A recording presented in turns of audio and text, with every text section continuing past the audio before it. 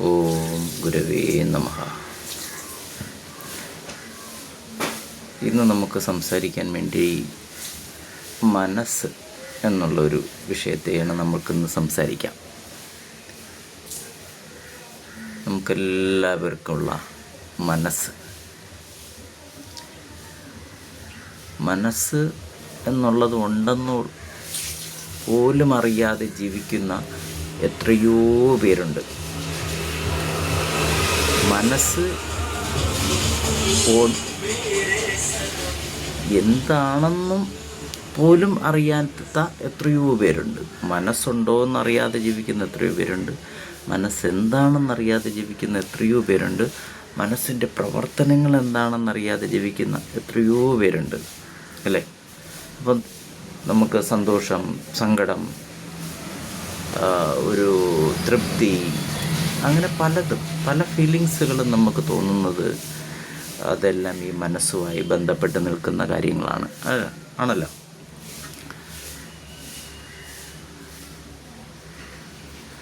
മനസ്സിനെ കണ്ട, മനസ്സിൻ്റെ പ്രവർത്തനങ്ങളെ അറിഞ്ഞവരോടല്ല, മനസ്സിനെ അറിയാത്ത, മനസ്സുണ്ടോയെന്ന് പോലും ചിന്തിക്കാത്ത അവരോടാണ് ഞാൻ ഈ പറയുന്നത്. കുറച്ചു നേരം, ഒരു 2 മിനിറ്റ്, അധികമൊന്നും വേണ്ട, വെറും 2 മിനിറ്റ് ഒന്ന് ശാന്തമായി കണ്ണടച്ചിരുന്ന്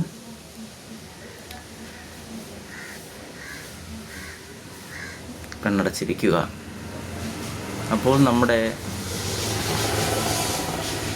ചിന്തകൾ ഓരോന്നായിട്ട് നമ്മുടെ ഒരു സ്ക്രീനിൽ ഇങ്ങനെ നമ്മുടെ തലച്ചോറിലൂടെ, നമ്മുടെ ഒരു മനസ്സിലൂടെ ഇങ്ങനെ ഓരോ ചിന്തകൾ വരുന്നതായി നമുക്ക് കാണാൻ കഴിയും.